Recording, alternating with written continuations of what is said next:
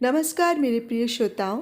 आज मैं आप सबको गुरु पूर्णिमा के शुभ अवसर पर डॉक्टर डी.एस. शुक्ला की एक रचना जो कि महर्षि वेद व्यास के ऊपर है सुनाने जा रही हूँ। दोस्तों, यदि आपको मेरा वाचन पसंद आता है तो आपसे ये विनम्र अनुरोध है कि मेरे इस चैनल को सब्सक्राइब कर लीजिए और मेरी कहानियों को लाइक और शेयर और हाँ, बेल आइकन ज़रूर दबा लीजिएगा, जिससे कि मेरी आगे आने वाली कहानियों की सूचना आप तक पहुंचती रहे। तो आइए सुनते हैं। गुरु पूर्णिमा। आषाढ़ पूर्णिमा के दिन आज से लगभग 5000 वर्ष पूर्व हस्तिनापुर में यमुना नदी के किनारे एक द्वीप में पराशर ऋषि और मत्स्य गंधा के गंधर्व विवाह के फलस्वरूप एक पुत्र का जन्म हुआ था। इस बालक के अति कृष्ण वर्णी होने और द्वीप में जन्म लेने के कारण कृष्ण द्वैपायन नाम से ये विख्यात हुआ। कृष्ण द्वैपायन की प्रारंभिक शिक्षा उनके पिता पराशर ऋषि की देखरेख में ही हुई। इसके बाद इन्होंने ऋषि वासुदेव, कृष्ण के पिता से भिन्न, से दीक्षा प्राप्त करी।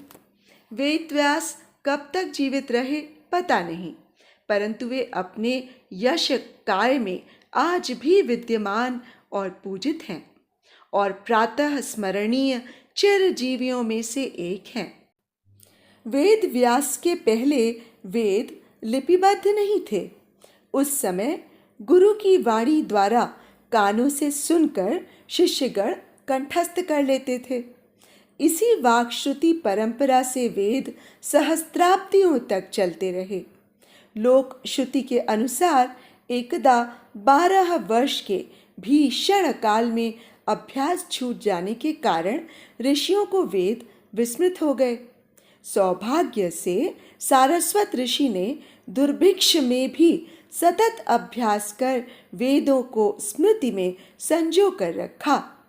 वेदों की विस्मृति दोबारा न हो, इसलिए महर्षि द्वैपायन ने इनका वर्गीकरण, संपादन और लिपिबद्ध करने का निश्चय किया। मूल वेद सामासिक देव भाषा संस्कृत में थे, अतः उनकी व्याकरण लौकिक संस्कृत से भिन्न और दुरूह थी। महर्षि कृष्ण द्वैपायन व्यास ने वेदों की उपनिषद रूप में विस्तार से व्याख्या करी, ताकि साधारण विद्वान के लिए भी उनको आत्मसात करना आसान हो जाए। वेदों का विस्तार करने के कारण कृष्ण द्वैपायन वेद व्यास यानी कि वेदों का विस्तार करने वाला कहलाए। दुर्भिक्ष आदि बाधाओं के चलते ऋषियों को वेदों की विस्मृति दोबारा न हो सके, इसके लिए वेद व्यास ने व्यासपीठ की स्थापना की। इस पीठ पर आसीन होने वाले हर ऋषि को व्यास नाम से जाना जाने लगा। इन परवर्ती व्यासपीठ पर स्थापित व्यास का वेदों को शुद्ध, उदात्त, अनुदत्त, आरोह अवरोह सहित शुद्ध उच्चारण सहित शिष्यों को कंठस्थ कराने का दायित्व था। शास्त्रों में वेद व्यास के 14 परवर्ती व्यास ऋषियों के नाम वर्णित हैं। अमृतलाल नागर जी ने एकदा नैमिषारण्य में लिखा है कि एक बार वेद द्रोहियों ने नैमिष की व्यास गद्दी पर हमला कर तत्कालीन सोमाहुति व्यास के परिवार की हत्या कर सभी वेद जला दिए। सौभाग्य से सोमाहुति जी उस दिन दक्षिण भ्रमण को निकले थे, अतः वे बच गए। सोमाहुति व्यास के पिता ने सोमाहुति को वेद कंठस्थ करा दिए थे, जिससे सारस्वत ऋषि के बाद सोमाहुति व्यास ने दोबारा वेद विद्या को जीवन दान दिया। कहते हैं कि ऋग्वेद की रचना सरस्वती के उद्गम के किनारे हुई थी।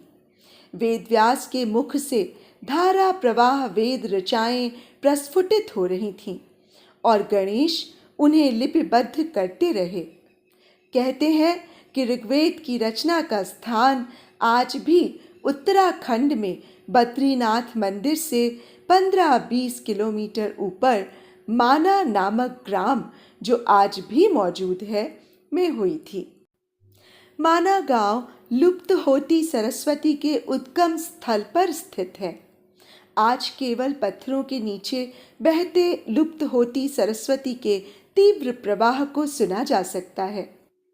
ऋग्वेद लिपिबद्ध करने के बाद शेष 3 यजुर्वेद, अथर्ववेद और सामवेद को भी नैमिष व्यासपीठ में ही लिपिबद्ध करने का काम हुआ। वेद, रामायण, महाभारत और उपनिषदों को लिपिबद्ध करने के बाद वेद व्यास ने वेद का ज्ञान अपने 5 मुख्य शिष्य पैल, जैमिन, वैशंपायन, सुमंत मुनि, रोमहर्षण में बांट दिया। नारद ऋषि की प्रेरणा से वेद व्यास जी ने अंतिम पुराण श्रीमद् भागवत की रचना की और उसे अपने पुत्र शुकदेव जी को सिखाया। शुकदेव जी ने राजा परीक्षित को सुनाया। वर्तमान श्रीमद् भागवत जन्मेजय शुकदेव के प्रश्नोत्तरी के रूप में आज भी बड़ी भक्ति से पढ़ी जाती है। द्वापर युग में ही सूत जी ने नैमिष तीर्थ में विशाल वटवृक्ष के नीचे भागवत की कथा 60,000 ऋषियों को सुनाई। वेदों के व्यास और प्रचार प्रसार करने के अलावा भी महर्षि वेद व्यास अपनी तपस्या के बल से सारी सृष्टि को बचाने के लिए भी प्रातः स्मरणीय हैं। महाभारत युद्ध के अंत में प्रतिशोध में अंधे अश्वत्थामा ने पांडवों के समूल विनाश के लिए ब्रह्मास्त्र छोड़ा। कृष्ण के कहने पर अश्वत्थामा के ब्रह्मास्त्र के प्रतिकार में अर्जुन को भी ब्रह्मास्त्र छोड़ना पड़ा। एक साथ 2 ब्रह्मास्त्रों की ज्वाला से सारी सृष्टि नष्ट होने लगी। उस संकट की घड़ी में महर्षि वेद व्यास ने उन दोनों विनाशकारी महास्त्रों को अपनी तपस्या के पुण्य की आहुति देकर शांत किया। इस प्रकार उच्च कोटि के तपस्वी ऋषि होते हुए भी वेद व्यास तपस्या के पुण्य से हीन हो गए। वेदों को स्थायी रूप से संरक्षित और लिपिबद्ध कर व्यास जी ने अपने शिष्यों के माध्यम से वेद और सभी आर्ष ग्रंथों का प्रचार, प्रसार और विस्तार किया। इसी कारण वेद व्यास को आदि गुरु कहा जाता है। उनके जन्मदिन आषाढ़ी पूर्णिमा को गुरु पूर्णिमा के नाम से जाना जाता है। आज के दिन हजारों भक्त अपने गुरुओं से दीक्षा प्राप्त करते हैं। आज के दिन सभी शिष्य अपने गुरु की पूजा अर्चना करते हैं। गुरु भक्ति की इस परंपरा के चलते हमारे यहाँ हर प्रार्थना तेजस्वी नावधीत मस्तु, मेरा और हमारे गुरु का तेज यानी कि साधना में वृद्धि हो के स्वस्ति वचन पर समाप्त होती है। मान्यता है कि शिष्य अपने गुरु को ब्रह्मा, विष्णु, महेश ही नहीं, उसे परब्रह्म के रूप में स्वीकार करे। वहीं गुरु अपने शिष्यों के पाप और पुण्य का संवाहक होता है। आज गुरु पूर्णिमा पर उस साक्षात परब्रह्म को कोटि कोटि नमन। तो दोस्तों, कोटि कोटि धन्यवाद डॉक्टर DS शुक्ला का, जिन्होंने अपनी इस रचना द्वारा हमारा ज्ञानवर्धन किया। आज गुरु पूर्णिमा के दिन हमें सबसे पहले अपने माता पिता को नमन करना चाहिए, क्योंकि हमारे पहले गुरु तो वो ही हैं। किंतु आजकल इस आधुनिक युग में मैं तो कहती हूँ बच्चे भी हमारे गुरु हैं, क्योंकि आजकल के आधुनिक युग में डिजिटलाइजेशन के चलते हमें बहुत सी चीज़ें अपने बच्चों से सीखनी पड़ती हैं, तो उन्हें भी अपना गुरु मानने में कोई हर्ज नहीं है। और सबसे बड़े गुरु तो हमारे गूगल बाबा हैं, जिनके चलते हमें अपने कई प्रश्नों के उत्तर तत्काल मिल जाते हैं। तो दोस्तों, अब मुझे इजाज़त दीजिए, फिर से आपके सामने कोई और रचना लेकर उपस्थित होंगी। तब तक के लिए नमस्कार।